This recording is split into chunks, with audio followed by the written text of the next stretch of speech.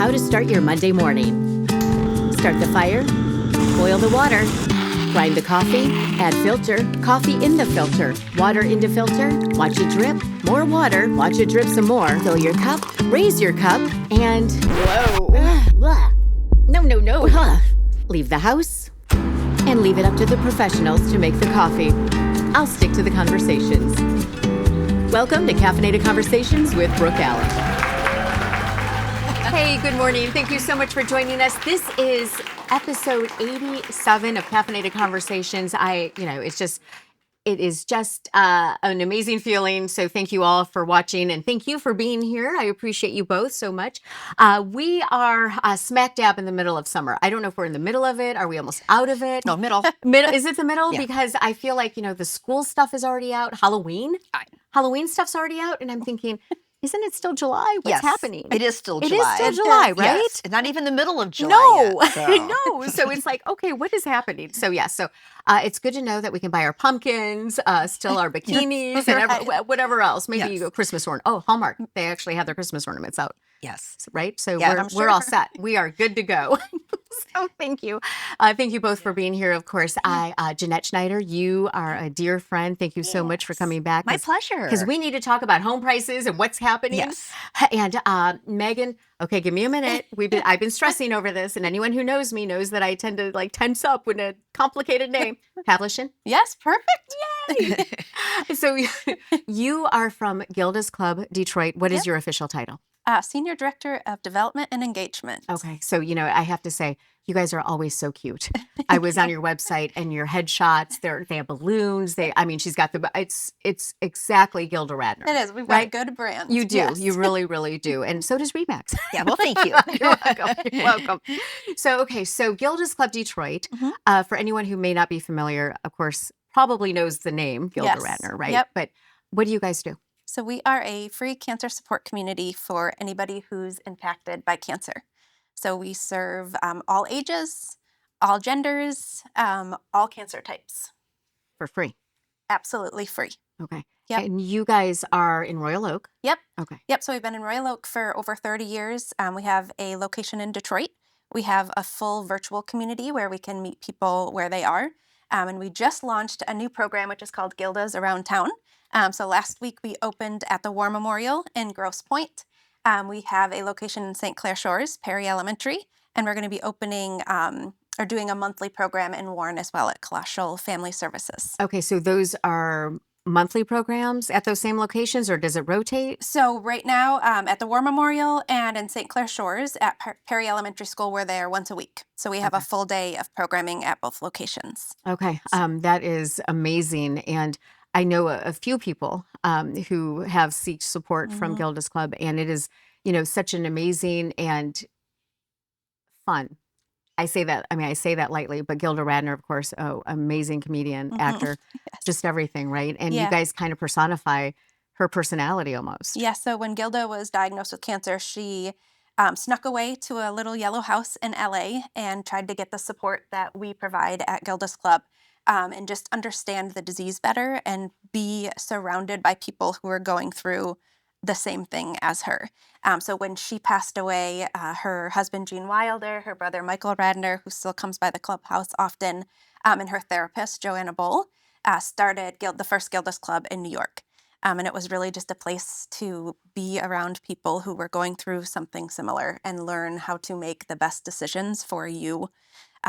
We do it with a lot of fun. I will tell you that, we have a Living with Cancer support group, and they meet weekly, and the door opened and it was just full of laughter. So, sometimes that stigma of thinking it's going to be so sad and it's not true. There's tons of laughter and support at Gilda's And they Club. do say laughter is the best medicine. They do. Right? They do. Right? Yes. So that, I was thinking that. Yeah. So it's kind of like the whole idea of for somebody who may just be diagnosed and reaching out, and then they go and they walk through the red door. The red door, right? The red door. But they walk through that and they're expecting, probably not even knowing what to expect. Right. But when you hear the laughter and then but you're with your people because everybody is going through something. Yes.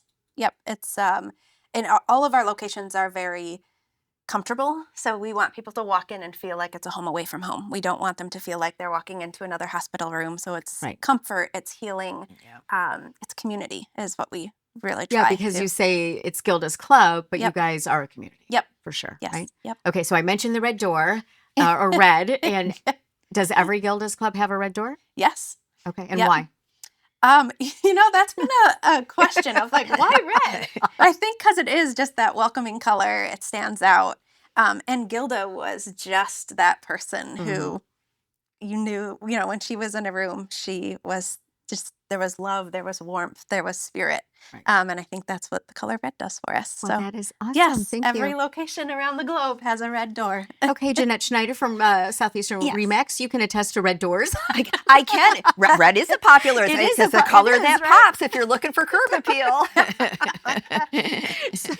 So I mean, really, in all seriousness, though, different door colors do convey a different feeling about a home. They really do. I mean, red wouldn't work on every style, Right, for obviously. sure. Right. But I mean, I was kind of in my head thinking, red door. I mean, yeah, if you're looking for something that pops with the right color scheme, it's very, to your point, it's welcoming, it's engaging. It looks like maybe fun's happening here. So yeah, See? yeah, exactly. Like, how are we going to tie in together? Oh, I'm going to make Right it there. happen. Yeah. Right there, right? Okay, so this is interesting because affordability is an issue now for home buyers, right? Yeah, it is. Okay, so, but you guys did a survey, I think in May, about affordable cities. Yes. And I think my hometown is on that city. Which one is your hometown? You guess. Let's see. St. Clair Shores? No. No. I just throwing one out there. How many were on that list? 10. Okay, so the top 3? So there was Hazel Park, Okay. Roseville, Wayne. Wayne. Okay. Wayne is my hometown. There you go. Yes. So, okay, so let's talk about the prices in those cities. They're all under 200,000. And so when you take a look at the median sales price right now being over 300,000 for all of Metro Detroit, when we're talking affordability, if you can find something that's under 200,000, well, that now you're talking to somebody where affordability and budgeting is paramount. We can have that conversation. Not that they still don't need to budget and be smart with money, but we wanted to kind of put out there that while home prices do keep rising, and we've said before, and it's hard to see it, I think sometimes when you live in the area, is Metro Detroit compared to the nation is still a very, very affordable place. But we wanted to take that even more granular and saying, okay, These are the if actual. 300,000 is, kind of our medium, where can we find, homes under that? Not only from a price perspective, but where inventory was growing, and things of that nature. So when inventory is growing in a certain community, what does that mean? What does that mean? Yeah. It's a great question. And what that means is there are more homes coming to the market. And so in a market that we've had for the last several years now. Right. I mean, several years we've had a market that, we've talked about not enough supply, more buyers Right. than The there bidding are and homes. yes, it the was bidding crazy. wars. Yes. And I'm still going to say there's not enough supply for the demand that's out there. But for the first time in literally years, we are starting to see a little bit more supply coming to the market. So those that, have kind of had those golden handcuffs with the interest rate that they didn't want to leave, Right. and stuff like that. If the house is too small, the house is too big, if we've got aging in place issues, well, after so many years, some of this is starting to come to bear. You can put up with things for short periods of time, but when it's starting to become years that you're Right. putting up with a home that's too big or too small, at some point you say, that's it. It's time. It's time. And we're starting to see a little bit, some of that coming into the market. So when there's more inventory in a certain community, does that say something about the community? Because it's like when I live in Berkeley. So when I'm walking around, I'll be like, oh, there's another house. There's another house. All of a sudden, these houses are popping up for sale. And I'm thinking, is there something wrong with Berkeley? I mean, really? Okay. No, I don't think there's anything wrong with Berkeley. Good to know. And I think it could be for a couple of different reasons. I mean, a Berkeley community might be something that's a little bit more attractive to first-time buyers, right? I mean, from geographically where it's positioned around a lot of other markets that are Right, for popular sure. with that demographic. And it could be, okay, I've lived here now 5, 7, 10 years. I'm outgrowing my house. It's time for the next move. Right. You could see something similar, and we're kind of seeing it in our neighborhood a little bit. And I live in Commerce now, Commerce Township, is you've had people, like we moved in, but we've got a lot of original homeowners in this neighborhood. And they're now retiring and moving to Vegas or moving to Georgia or moving to other Wow, places to okay. be by grandkids Right. or other family. And all of a sudden we've seen a little bit of a turn, different maybe reason, but But kind still of, the but turnover. still some churn, yeah. Okay, Megan, where do you live? We just said where we live. Oh, do you really? Yeah, I do. Oh, how funny. I know. We're probably neighbors. I'm like, so I'm in this house. No. Does it have a red door? Ours did. When Oh, we did moved you? in. We may have painted over it. I'm like, oh, now that I mentioned, I think it's green. Okay. Mental note, she doesn't know the color of her house. Yeah.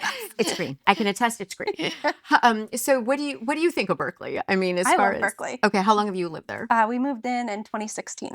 Okay, so because we've been there about Okay. about 7 years, I guess. Time flies, right? When you're having Yeah. fun. Mhm. Yeah. We have great neighbors. Okay. I love the community. I love that we can walk Josie to school when she's Yeah. ready for kindergarten. See, and that was the reason we moved too. It was the school district. Yeah. Yep. And that, to your point, Jeanette, may be a reason why people are leaving or looking again, right? That can be a reason because school district we know is really really important, right? I mean, certainly if you have school aged kids, it's usually it's a consideration for sure. Home values, can also be influenced by if a school district has very good ratings, things Right. of that nature. But now let's go back to when you first buy a home.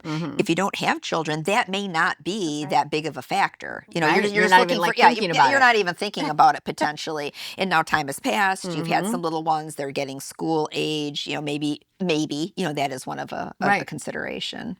So when people are looking like first time home buyers, sometimes it's a rude awakening because then you think, oh, I can't afford this. And you kind of have to change your perspective of what you want and where you're going to go.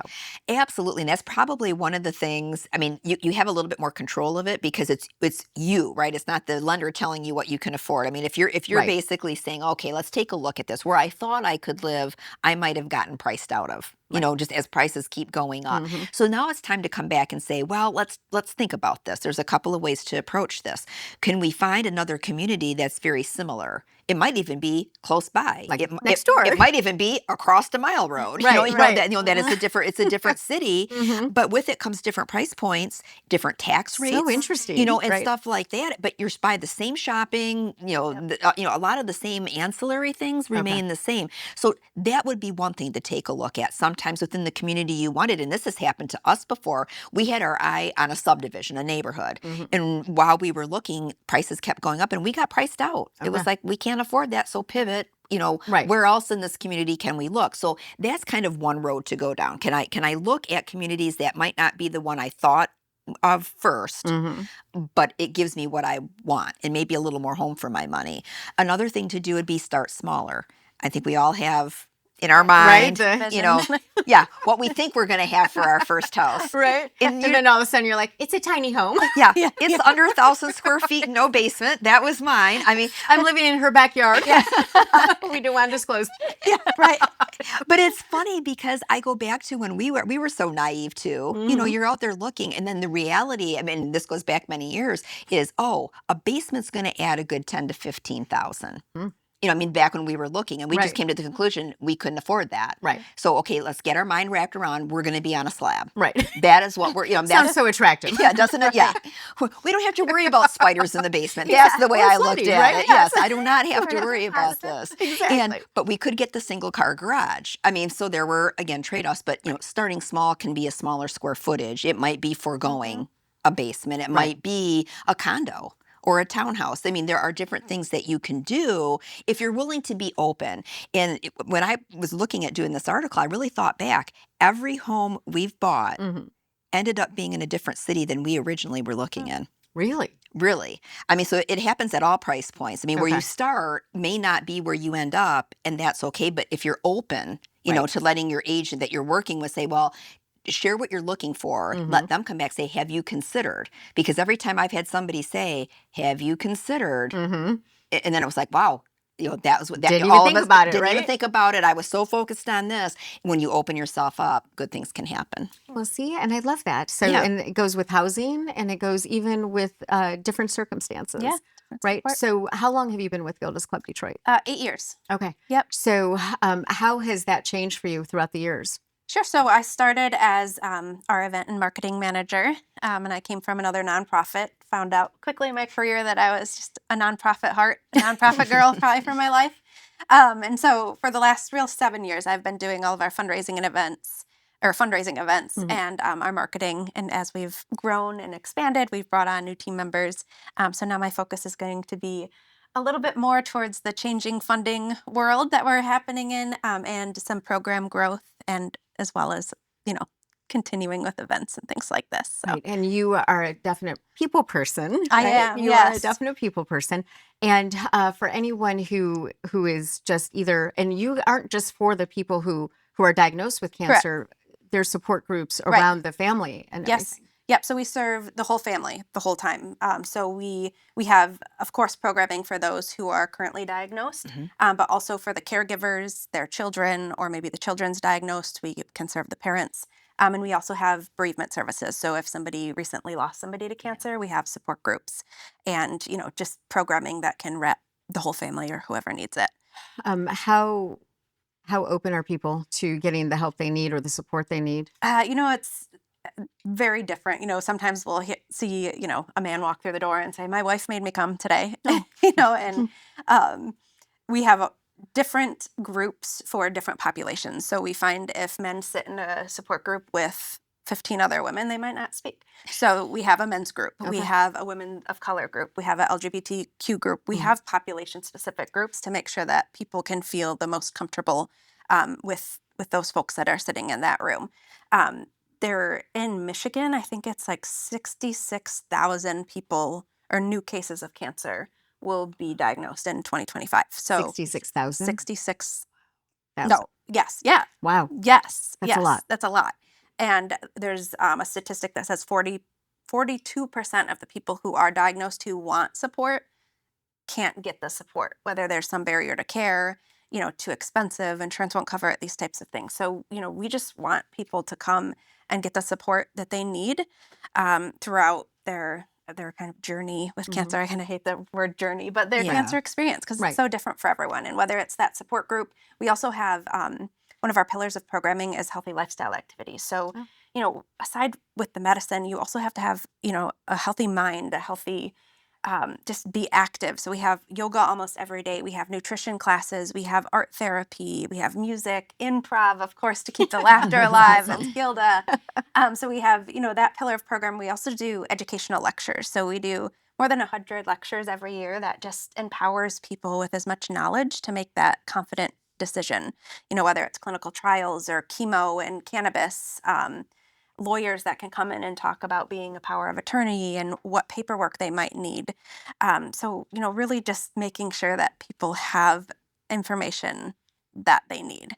Because I think that's one of the difficulties with anything, right? Mhm. It's like you can't find the resources Right, or you don't know what you're looking for, right, right? So that's kind of how it plays out. And then you have the people, like you just said, who know they want the help and need it, but they can't access it. right. Yeah, and we say we're like the what next, right? You get a cancer diagnosis and you're kind of just thrown into this whirlwind of what's next. So, we can help connect those dots. We also know, we do great work at Gilda's Club, but there are thousands of other nonprofits right here in Metro Detroit that are doing great work. So if we notice, somebody might need some financial, assistance or a wig because they're losing their hair, we can point people to different organizations that, can help them throughout their experience as And, well. and that's so important because even in the nonprofit, how is everything, no matter what industry it is, it's competitive, Yeah. right? To some degree. Yeah. And the Yep. nonprofit is kind of no different to some Right, for degree, sure. right? And Yes. but that to collaborate and to Mhm. say, hey, you know what, you need to go, you can go here and get the help you need. Yeah. That speaks volumes. For sure. And we've always really prided ourselves in collaborating and partnering with other nonprofits. I think it gets competitive when you talk funding but if you are stewarding your donors and making sure that they know that they're making an impact, and how much more impact if somebody who walks through Gilda's Club doors and they have, a child diagnosed with cancer, and we can say, oh my gosh, have you heard of Love Team Tessa, Camp Casey, the Rainbow Connection, Make-A-Wish, and we can help them thrive even more. As a donor, I would think that would, Yes. make you want to support Gilda's and these other organizations sure. that are also doing amazing work. So Jeanette, back to you. I'm going back and forth. Yeah. This is kind of this is fun. Yeah. this is like an interesting conversation. So as far as homes and feeling good about it, right? Because no matter what you're dealing with, and buying a home is stressful. Right? So it's kind of like, okay, you kind of have to regroup. and you have to know what you're looking for. Yep. But that's where agents come into play, and you have to. Do you have to know the questions to ask when you're looking for a home, or do agents help you? I mean, if you have an experienced agent, they really should be able to guide you. Okay. I mean, if you've done it before, I mean, I think every time you buy a house, you get you learn something, For right? sure. I mean, so if this isn't your first house, if this is your third or fourth, you probably have a little bit more of an idea of what you're going for. But let's go back to first-time buyers, because you don't know what you don't know, as they say, right? And if you're working with an experienced agent, they should really be able to kind of pull out of you what's important, Okay. because everything seems like it's a must-have, right? For sure. Until you realize the price tag doesn't it doesn't really I go need with 7 it. bathrooms. Yeah. Do you know? Do you have you thought about cleaning all of Yes. those? Yes. But if you have a great agent, they'll do a good job of pulling out of you what the musts are versus the like to haves, because there's the must haves versus Okay. it'd be nice if I could, but it's not a deal. Not a deal Mhm. breaker type of a thing. So I mean, but being honest with an agent is going to be important, and this is at sometimes where it can get very interesting, especially if there's more than one person buying a house, because what's a must-have to one might be I could take it or leave it to Right. somebody else. But I mean, being really open with whoever you're buying a home with, whether that's a friend, a spouse, whatever it might be, or or your agent, being really honest with them about what you're looking for, so they can be on the lookout and bring you things that make sense for you. How many arguments do agents witness between spouses or home buyers that are like, I want that?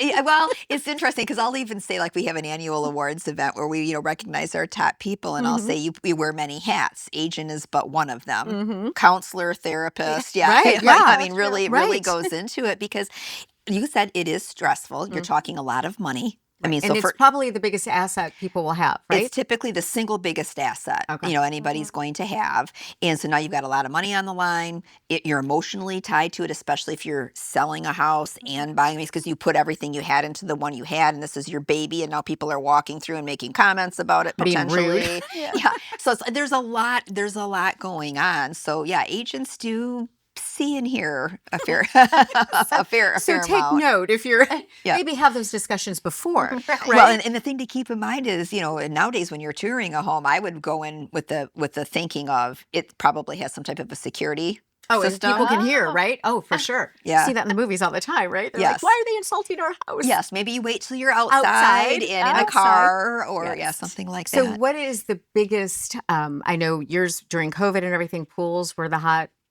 The hot thing. right? So Yes. what's the hot thing everyone needs right now? It's really kind of, I mean, it's still outside, but I wouldn't say pools like it Okay. was back when we had a conversation on Right. that years ago. But it is outdoor living. Oh, it is? Yeah, Okay. outdoor living is like a really, really big thing. I mean, it typically always has done well in Michigan to some degree, because we value, like you joked at the beginning, is it summer? Is it fall? Yes. Because the What stores are we are kind doing? of going fall. I'm Yes. like, no, people, it's not even July 15th.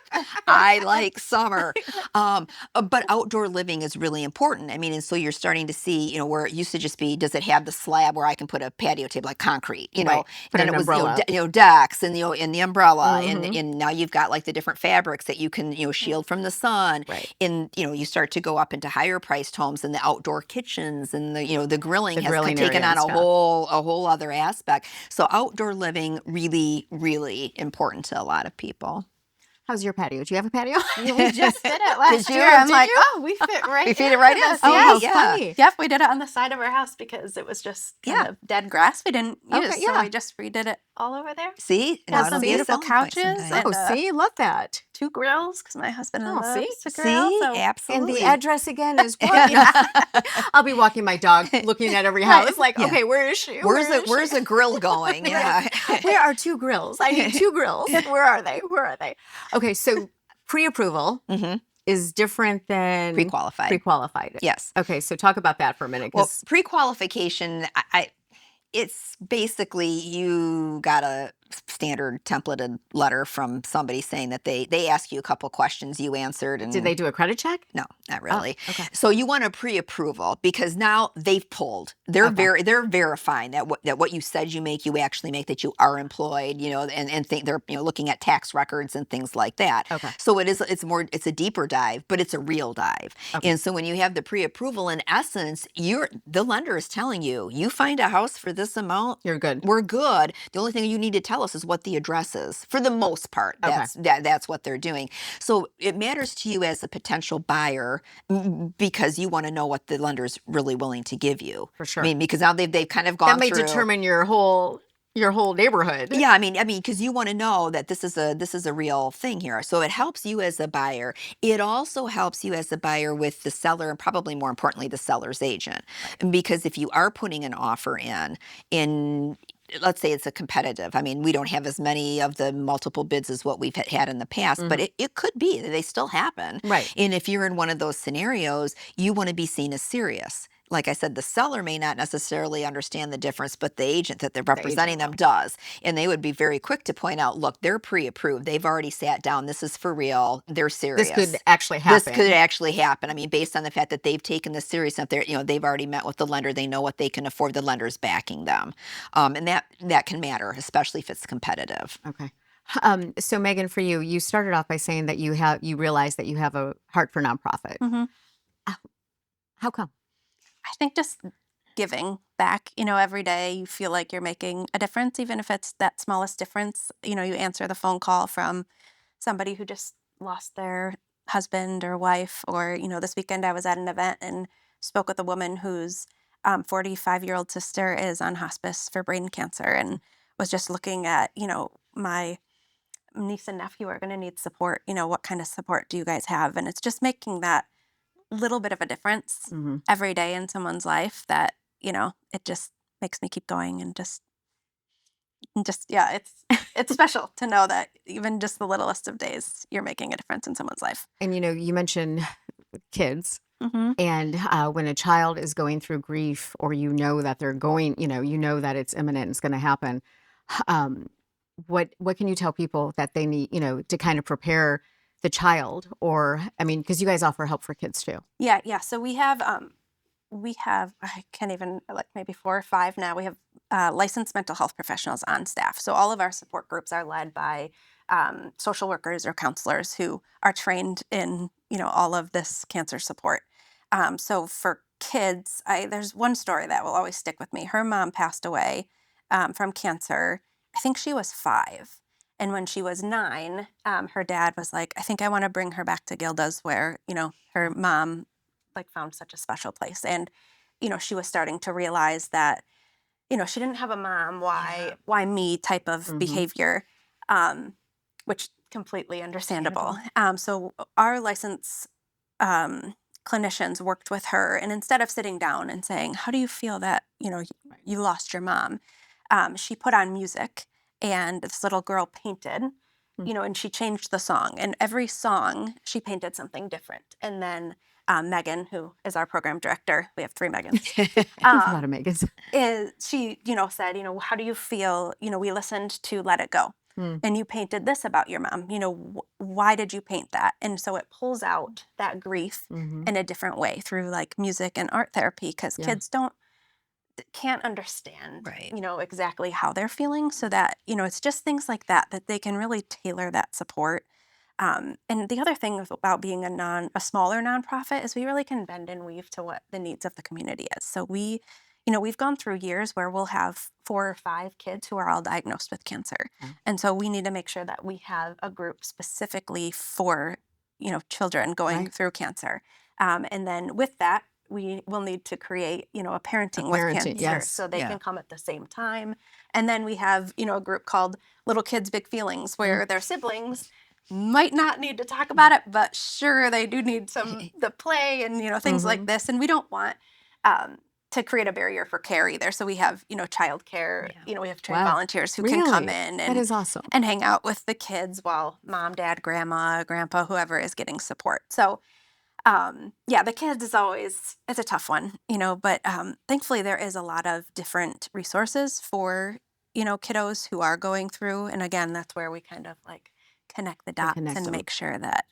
So you said that this little girl came back, 4 years after her mom had passed? Yep. So, and that's the not funny thing about grief, but it is the wild thing about Right. grief, is that it stays with you. It changes It does. through time, but the whole idea that they're still able to come Yep. no matter when this has happened. Yep. And then you'll see, they'll come for X amount of time, and then they might feel okay. And then 3 years later, that it might be another really hard time. Maybe she's starting her period or something Right, where a right. mom might be really, an For important sure. figure. So you'll see them come back, and then, we have different volunteer opportunities. So you see them get involved in that way. So it's really just, again, we never kick anybody out of our community, you know what I mean? So it's funny how those people just keep coming back. I think that's really nice that it's not looked at as like a point in time. Yeah. Correct. Like, when you're going through it, we're here for you, and then And then you're done, and then you're right? kind of done. Yeah. I like that. Yeah, I really love For that. sure. And Yeah. you hear people will be 10 years out and they have these, they call them scaniversaries, where, right, you get a new scan and it Oh, and creates it's all this stressful, right? anxiety Yes, about, oh my gosh, I've been cancer free for a year now. I have to go for my scan, and gosh, is it going to come back? And there's so many reoccurrences that happen, I just, with breast cancer, with any type of cancer you hear. So that's a real thing, to come back to the support group and kind of get pumped up for your Right. anniversary. Yeah. Or, We got this, Yeah, right? yes. We got this, no matter what the stay outcome. positive, yes. Right. So. So you mentioned volunteers, and how do you? I mean, if somebody wanted to volunteer, or do they need qualification, or what's the Yeah. deal with What's your the volunteers? deal? Yes, so we absolutely have volunteers, whether they're at the front desk helping answer the phones. Our signature events host a lot of volunteers. We have a lot of volunteer groups that come in and help maintain our gardens, or do a bunch of different things just around the clubhouses, because we all have physical spaces, so we need to keep them clean and looking great and Honey-do welcoming. list? Yes, yes, believe me, we've got that. Sometimes it's not the most glamorous, but we had a fabulous group a couple weeks ago that deep cleaned the floors, and Nice. we have cleaning service that come in, but my gosh, they did such a great job. So it's always not the most glamorous, but yes, Right. always, if you're looking to give back, we typically have some sort of opportunity that Oh, yeah.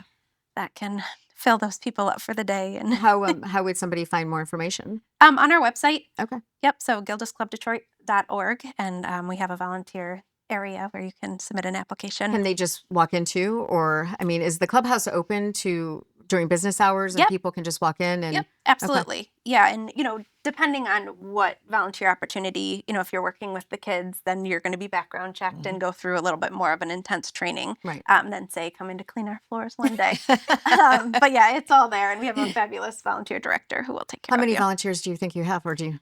We have just over 100 who Okay. are, trained and who's gone through orientation. Mhm. And then if you look at the groups, I mean, I would say we probably have volunteers between 400 and 500 volunteers who come through our door every year.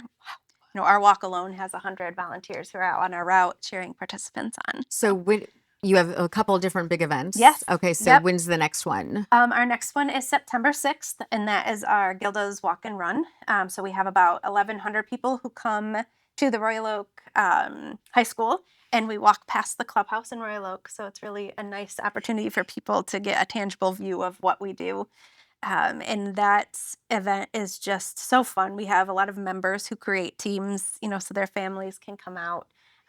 We often have, if somebody passed away, their families still walk in Still their walk. honor. And then we have some corporate teams. Princeton's our sponsor, so they have usually about 100 people that they come out That's to awesome. to support us. So And the one thing too is that I do a lot of stuff with Mothers Against Drunk Driving, mhm. and the whole idea of the sad thing. How you said when people walk through the door, and they hear laughter or whatever, and that is one thing that I always try to really stress to people is that even if you've lost someone, you are still doing this for them, and you can still enjoy yourself because Yes. you're doing it with their memory in mind, Correct. right? And so it's good for people to know that For sure. and to understand. Yeah, and it's just bringing the community out. I think there's such a powerful piece of an event to, just you're a part of something that, again, is making a difference, and no one leaves an event and doesn't feel good about what you just did. Right. Well, one, you just walked a 5K, so you feel a little bit better. Drink your water. Yeah, but you're just around,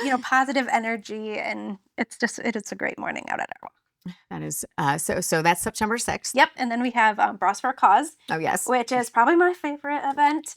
One of my good friends does that. Yeah, Lisa. Lisa. Yes, Yes, Lisa. yes, I love Yes, Lisa. Lisa. She's always our finale. Okay. Oh, is she Yeah. really? Oh, yeah. Oh, she I didn't know. makes sure that she walks that runway last. Last year, she actually pulled her wig off Pulled at her the wig off, end yep. of the runway, and it was definitely one of those moments that, stops you in your tracks. Mhm. But yes, that event is at the Royal Oak Music Theater, and it's a kind of a cocktail-type gala. We have a silent auction, strolling dinner, and the highlight of the whole evening is we have anywhere between 35, 40 breast cancer survivors who take the runway and just show us all what, what they've got. They wear really cool art bras that either they created or local artists have created, and they all have such meaning behind the bra, and they choose their song. And then, yeah, it's just such an empowering event and gives them a little bit back of what was taken from them. For sure. Yeah, and I was telling you earlier, Yeah. it's just there's so much light shined on breast cancer. And so this event really for me over the last 8 years to hear the stories behind these.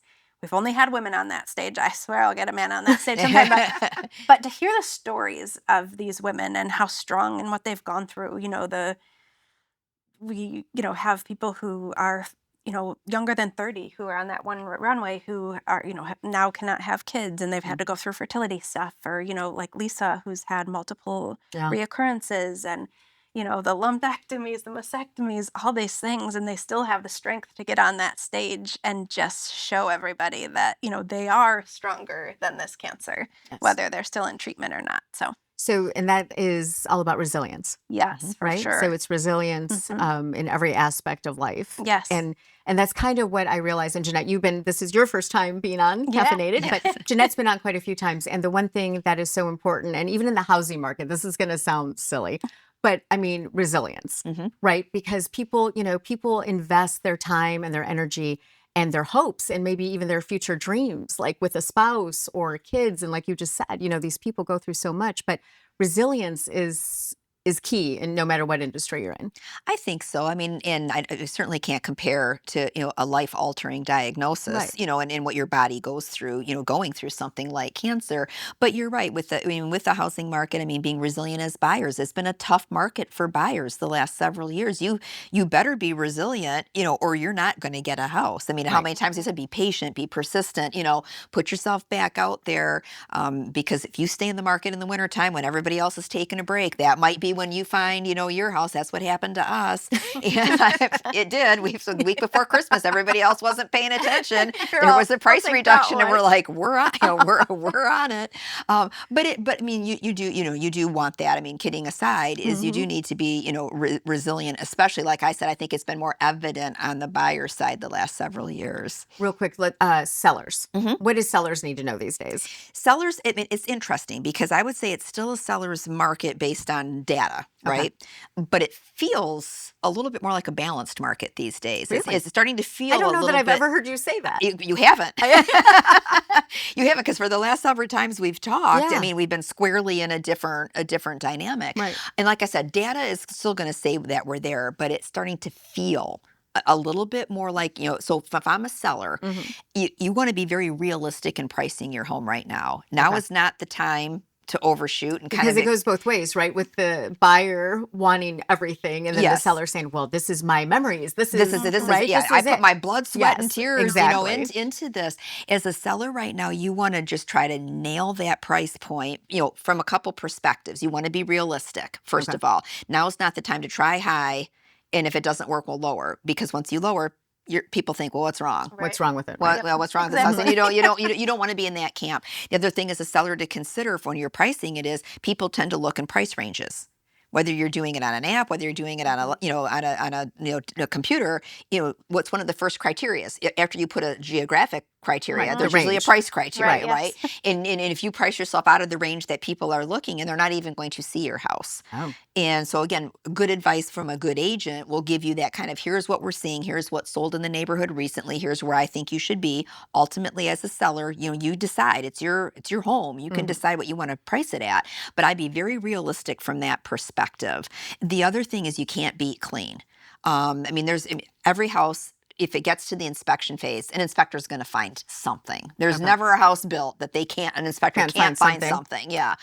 So something's probably going to show up there, but you can't beat clean. When a buyer walks in and they feel, you were talking about the really clean floors, and stuff like that. When they feel the house has been cared for and it's been, taken care of, immediately there's going to be a better bond between the potential buyer and your home than if they're looking at everything going, well, they didn't do this, they didn't do that. I wonder what else they didn't do. It's kind of like psychological. Oh, big, yeah. Right? So it's like, oh, I love the color of the door, but Look at But the look at the messy sink floor. that's Yeah. dripping. Right. You know, I'm hearing that. Well, what else? What other water problems do we have? Right. You know, I mean, in a buyer's mind, it snowballs. That might really be the only thing, but they can't Yes. get past it now because they've seen it, they've heard it, they wonder what else, you know, hasn't been taken care of. So clean is always Mm. really, really good. But you know, pricing right now, I would say for a seller is talk to your agent and be very solid on your pricing. Okay. And hottest market, Tom? Well, I was going to say, following the affordability, we kind of talked about it. So Right. I'm going to go on. I'm going Right. to go on that one this Right. time. And we said there was, you know, there's Hazel Park, there's Roseville, there's Wayne, kind of Mhm. led the list. But we've Right. got some other ones. We've got St. Clair Shores, Southgate, Allen Park, Southfield, Clinton Township. If you're looking on Oh. that side of town, I mean, and there are various price points. I mean, some of these Right, are for getting sure. closer to median. But my message would be if affordability is a concern, if that's something that you're not sure you can afford, talk to a lender first and foremost. See honestly what you can afford. See what programs they might have for first time buyers, or if you've served in the military, the VA loans. Get an understanding of what they're willing to work with you on. Then talk to an agent about what it is you're looking for and be open to hearing what, you know, both parties have to say. And there are a lot of really great options out there, a lot of fantastic communities, you know, that can work for And there are a lot somebody. of programs out there that people may not realize. A lot. And that's the other thing I would say. Great point is we're all used to going online and doing our research, right? Everybody, I mean, I'm as guilty as the next person. Mhm. And you can get a lot of really good information there. But when it comes to getting a loan, please go meet with a local lender, you know, and talk to somebody about all the programs that You are mean don't call available. an 800 number and be like, You can, you can, and No, I'm not saying I you know wouldn't you're get a not good saying that, person, but but I mean, I really think you need to sit down in front of somebody and you know, here's my data. Now Mhm. you tell me what you have for me, and you know, sometimes like there's going to be, you know, different organizations that might be a little bit more well versed in having programs, and you know, to your point, you know.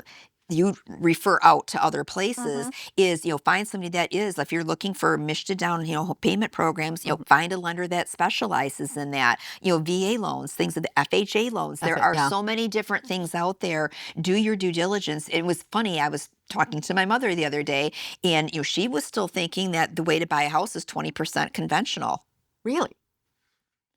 And I'm like, well, that is a way, Right, for but sure. that's one path, but it's not the only path. And so, as somebody that's younger, a first time buyer, depending on who you're talking to in your family, Right. this might be their experience, but that doesn't mean it's the only way to get into a home. So, you want to be talking to So what experts. about cash offers?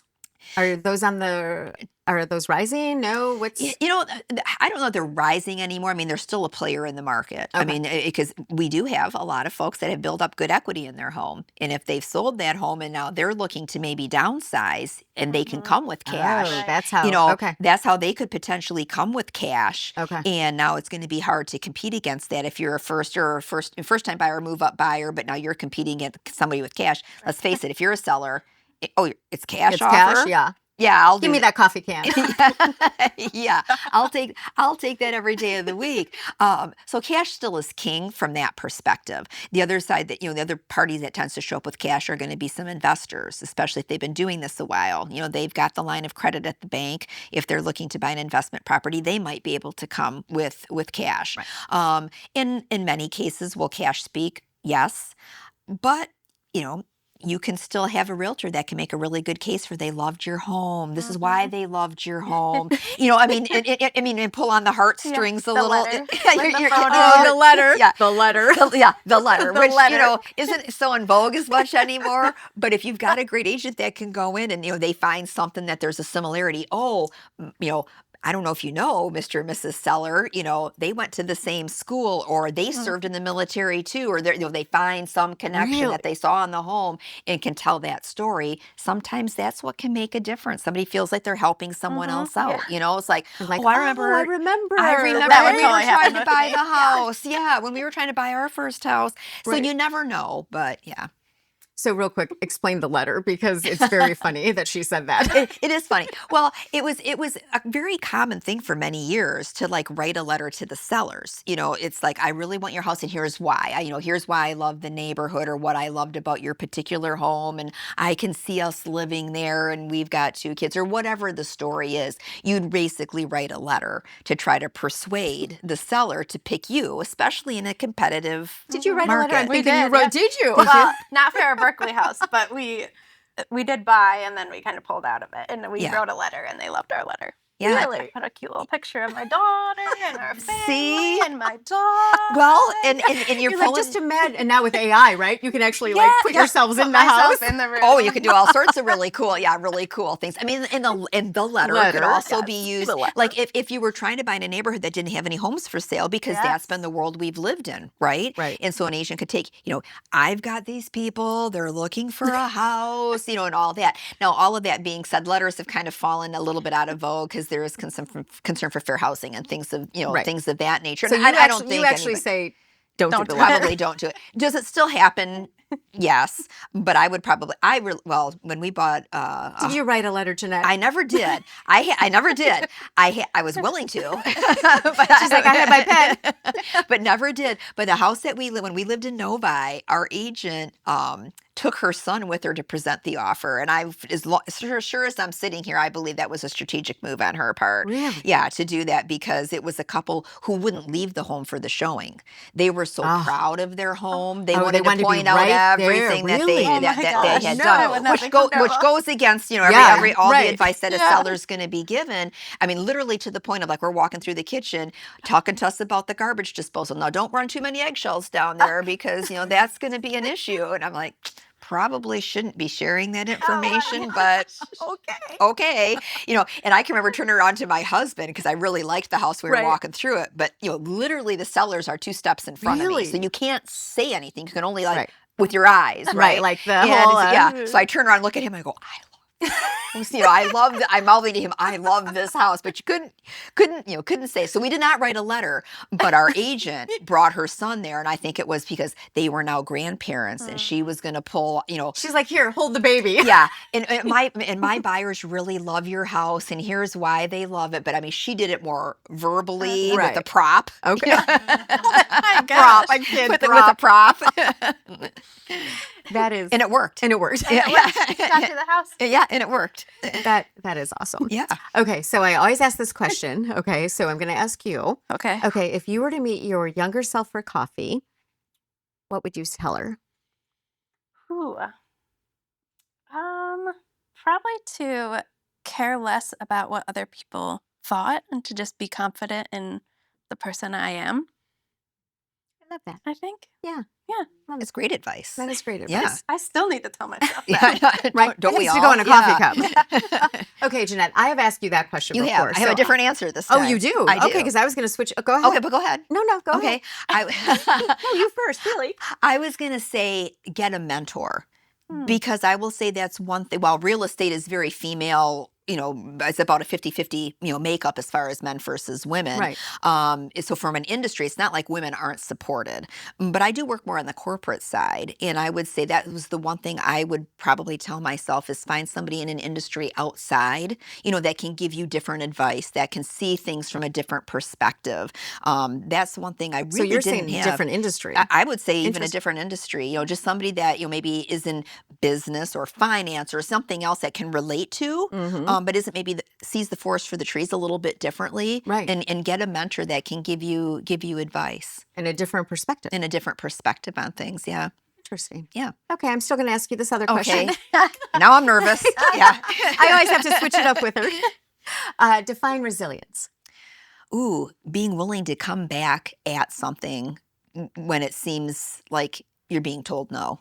Like when the world seems like it's telling you this isn't for you, being willing to pick up, kind of pick yourself up and go back at it and say, no, in my heart, I know I'm not done. I guess that's how I would say it. How about you, Megan? I'm just gonna did all that conversation. Put your big girl panties on. Put your big girl pants on. Yeah. I mean, but that's how I would say. I Right. mean, and I think plenty of times in our life we've had to. I mean, most of us have had to do that, right? It seems like the easier path is, you got me. Yeah. But no, I'll get in the car and I'll be like, no, you know better. You're better than this. I love that. Yeah. Thank you. See, I got you. You got But me. you got me. And just when I thought I had you all figured out, I was ready with hot cities. I was ready for the you question. were driving. You're going, she's going to ask me. She's going to ask me. I'm like, not really. I'm not going to ask you that. Well, listen, thank you so much, both of you, for being here. I appreciate it. And how does anyone find out more information about Gilda's Club? Right on our website, so gildasclubdetroit.org, or you can call us at 248-577-0800, and somebody will always be on that other line ready. Awesome. Very cool. Thank you. Yes. And you have a podcast, my love. I do. Okay. I do. So how do people listen to that? Because you are an expert in housing. Well, they can listen, that standard line anywhere where you get your podcast. I know it well. You know it well. It's Remax Real Estate Insights, and it's local. It's Metro Detroit. Typically, it's Metro Detroit agents or other, like I just had Forrest Wall, CEO of the Home Builders Association from Southeastern Michigan, was on. Awesome. So we try to keep it very local to what's going on in our hyper-local market. and- Yeah. Okay, Yeah. very cool. Thank you. Well, we are going to go to a video now because we've kind of been talking about legacy and, homes, they end up being very special to people, people who are diagnosed with cancer. I mean, legacy is everything sometimes, right? Yes. So the Center for Financial Planning, they have actually been on this book tour. It's been amazing. They celebrating their 40th year and they have their advisors write this book. And it's called Finding Your Center, but it's chock full of advice. And Logan is one of the ones that actually is on their legacy planning team. So I had a chance to sit down with him, and we're going to watch that right now. So let's watch.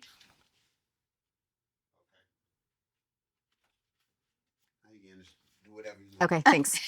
Sorry, I know that was random, but I saw him doing this. I figured something was coming. something's coming, all right.